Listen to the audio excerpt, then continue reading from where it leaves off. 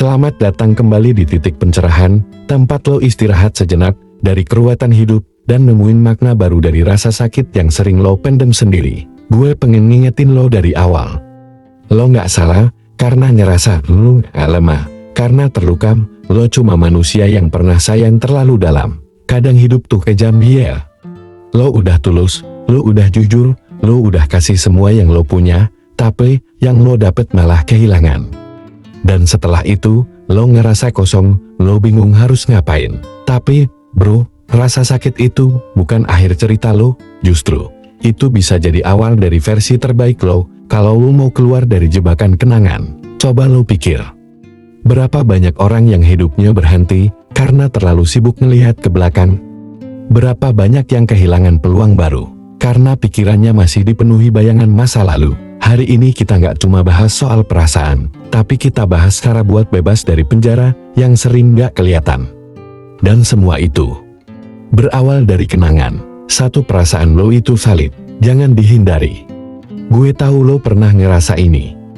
Lo nangis di malam hari, tapi pura-pura senyum besoknya. Lo masih kepikiran dia, tapi sok-sokan bilang udah biasa aja. Lo buka Instagramnya tiap malam, tapi pura-pura move on ke temen-temen lo. Dan tahu nggak? Itu semua sah-sah aja. Karena yang lo rasain itu valid, nggak ada yang salah dari rindu, sedih, kecewa, bahkan marah.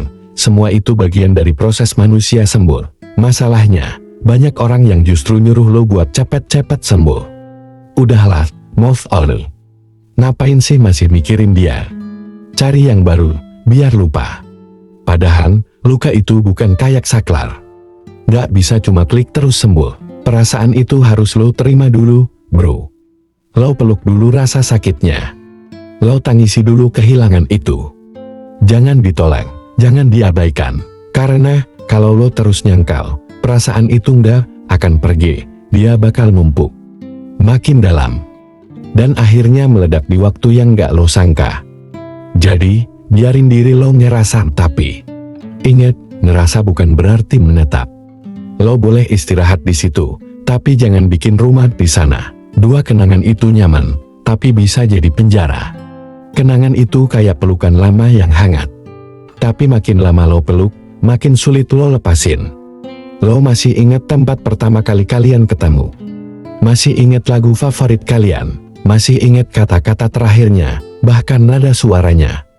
Dan parahnya, lo nggak mau lupain itu semua. Karena apa? Karena di situ ada rasa nyaman. Ada perasaan dulu gue bahagia. Tapi bro, pertanyaan besarnya, apakah kenangan itu masih bikin lo bahagia sekarang?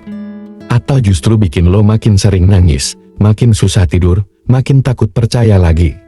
Kalau jawabannya yakin, berarti itu udah bukan kenangan yang sehat, itu jebakan. Lo harus sadar bahwa kenangan itu cuma jejak, bukan jalan.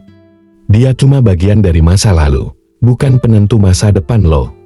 Dan selama lo masih pegang terus, lo nggak akan punya tangan buat nerima yang baru. 3 cara keluar dari jebakan kenangan. Lo ngerasa setuju? Ngerasa kayak hidup lo muter di tempat yang sama?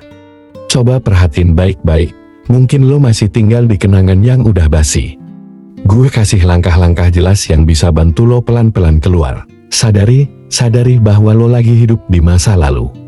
Lo buka galeri berulang kali, lo baca ulang chat lama, padahal udah nggak ada yang dibales.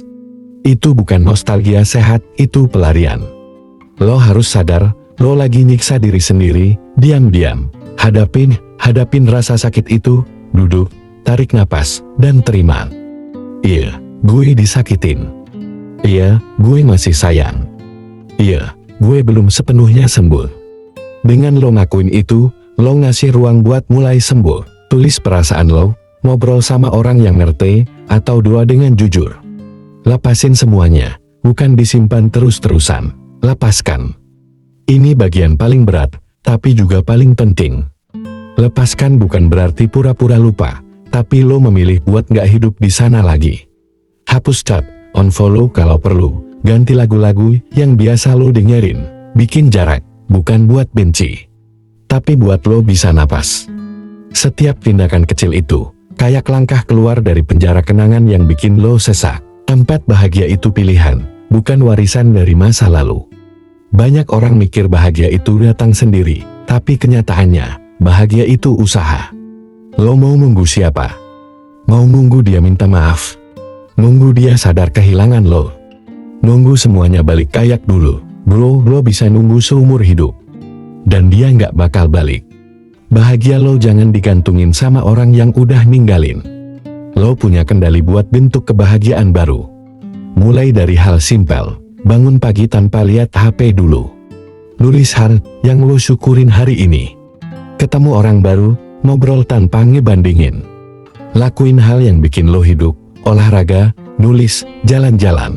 Sedikit demi sedikit, lo bakal sadar. Bahagia itu bukan siapa yang nemenin lo di masa lalu, tapi apa yang lo pilih hari ini. Gue cuma mau bilang satu hal terakhir. Lo layak buat bahagia, lo layak buat sembuh, lo layak buat hidup sepenuhnya. Perasaan lo valid, tapi jangan biarin kenangan yang lama nahan langkah lo. Buka hati lo buat hal baru. Biarkan cerita lo berkembang, jangan berhenti di bab yang bikin lo terluka.